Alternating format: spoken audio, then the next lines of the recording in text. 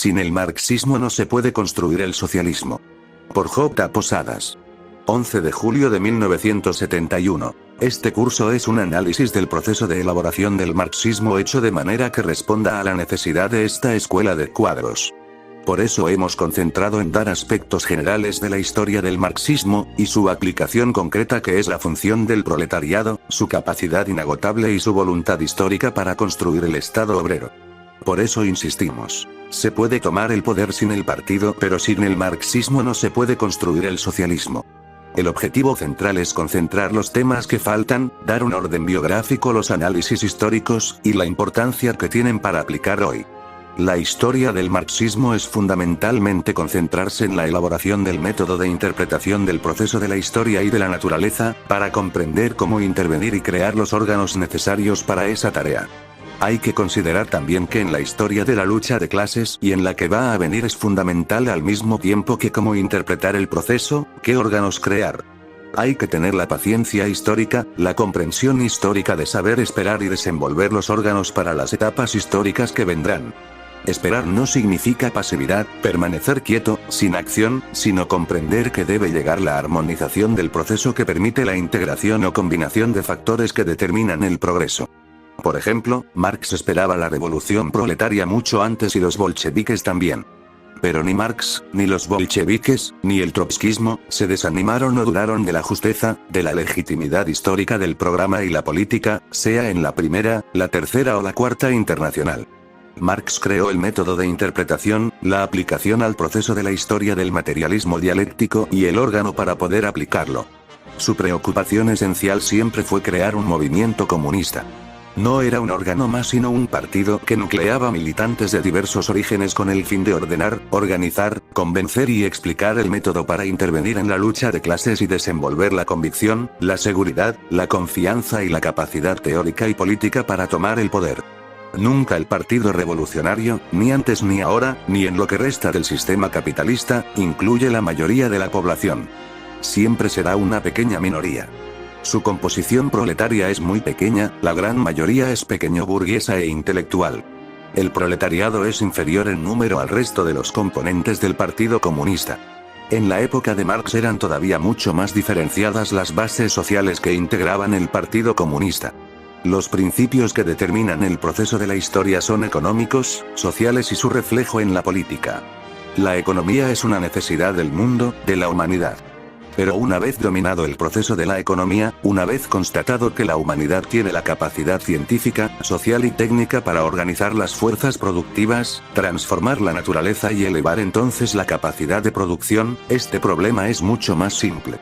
Pero, en la época de Marx todavía no estaba constatado. El capitalismo se estaba desenvolviendo, tenía por delante muchos años para desarrollarse.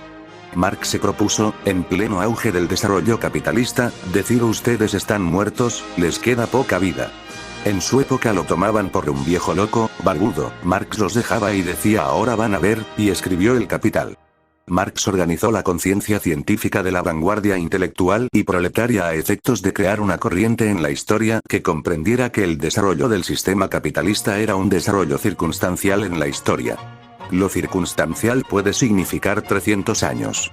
No es un proceso estable que tiene derecho o fuerza, o capacidad para permanecer estable en la historia. Marx mostraba que el capitalismo era un régimen social que engendraba fuerzas que iban a su vez a aplastar al sistema. Pero, al mismo tiempo, el capitalismo sería eliminado y la fuerza que haría esta tarea, el proletariado, no podría constituir una nueva sociedad para él. En la relación entre producción, estructura económica, estructura de propiedad y sociedad, tenía que haber una simbiosis por la función del proletariado en la economía. Había que crear esta convicción de que la necesidad de organizar el movimiento comunista no venía del sentimiento de piedad, de justicia, de conmiseración o de protección a las masas explotadas, sino que era una necesidad de la historia. El desarrollo de la economía iba a crear la concentración, la centralización de la producción, la centralización del dominio de las palancas de la economía y, al mismo tiempo, la concentración proletaria. A su vez, la concentración proletaria desarrollaría en la clase obrera la conciencia histórica. Pero, a diferencia de los otros regímenes de la historia que, para desarrollarse como clase necesitaban aumentar su poder personal de propiedad, el proletariado que no tiene propiedad, y que es un resultado de la concentración del desarrollo del sistema capitalista, creaba la conciencia, la comprensión, la convicción de que para progresar como clase tenía que ir extinguiendo las razones históricas que le dieron origen, tenía que superar la propiedad privada. Entonces, organizaba en su cabeza la conciencia comunista de buscar una respuesta en la historia. No podía hacer un nuevo régimen de propiedad, ser un nuevo propietario. Había que dar una respuesta científica. El proletariado por su propia actividad, por su papel en la historia, por las circunstancias de su funcionamiento, no podía crear la noción científica del comunismo. En cambio lo hizo Marx. Marx lo hizo porque asumió la función del proletariado, aún sin estar en la fábrica. Se sumó intelectualmente a vivir, a sentir, este proceso de la historia que conducía a la eliminación, a la concentración de la gran propiedad, de las finanzas, en formas de estructura monolítica del funcionamiento de la sociedad. Economía, finanzas, distribución, que eran las bases de la economía. Los otros teóricos de la historia, sean católicos, anarquistas o idealistas en general, explicaban esto como un robo. Entonces buscaban dar al proletariado lo que le robaba el patrón. Marx le decía: no es un robo, es un sistema de producción determinado por el régimen de propiedad. El régimen de propiedad no determina forzosamente el sistema de producción. Antes era el mismo régimen de propiedad, bajo el feudalismo, pero el sistema de producción no era el mismo. Uno era esclavista, otro feudal, otro capitalista. El capitalista, a diferencia de los otros regímenes, creaba una base social, el proletariado, que, para defender su propia existencia debía echar abajo ese régimen. A su vez, como su función en la economía le impedía reemplazar al patrón, tenía que crear una nueva forma de vida. Es de ahí que saca Marx los principios del comunismo, no de la concepción idealista del sentimiento de justicia, como era anteriormente a Marx. El régimen capitalista creaba la base social, el movimiento obrero que, por necesidad de clase, debía combatir y destruir al sistema capitalista, creando una nueva sociedad. Hacía falta una interpretación científica. No se podía explicar meramente con la lucha de clases.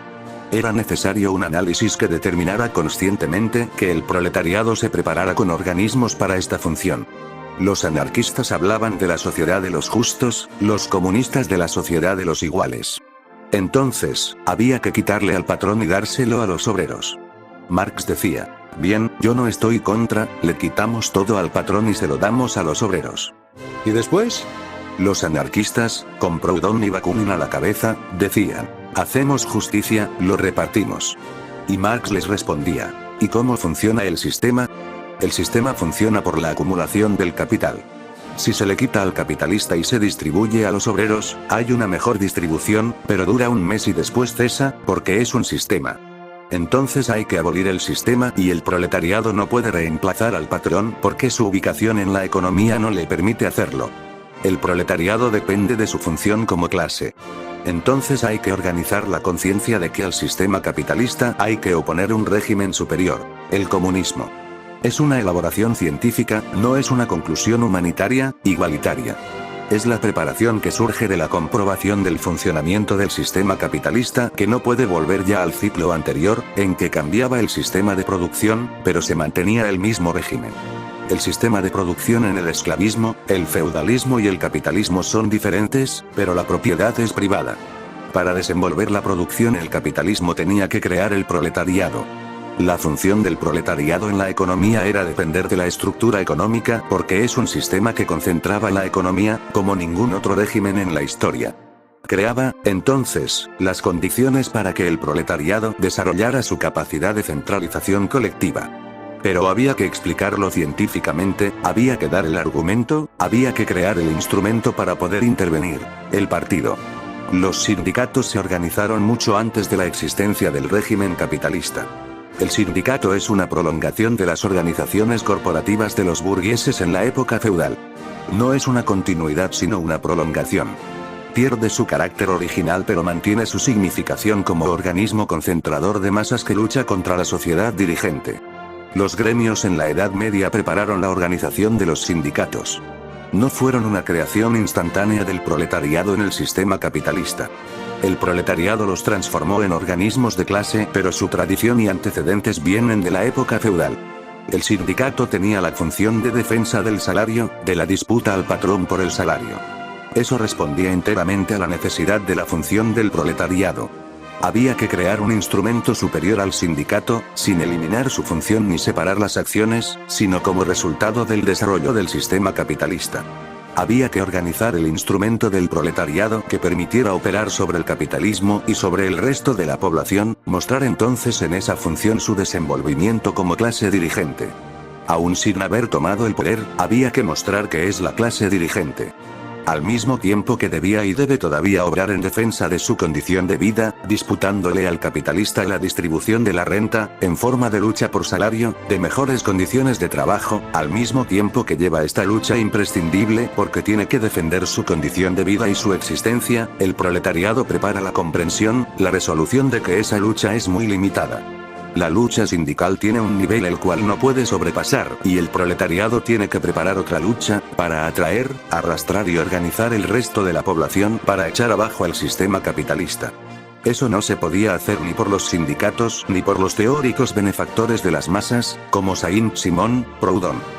Era necesaria una comprensión científica de este proceso en el cual las ideas de organización comunistas estaban determinadas por la comprobación científica de que el sistema capitalista conducía a una concentración de la producción de la sociedad, creaba y desenvolvía el proletariado.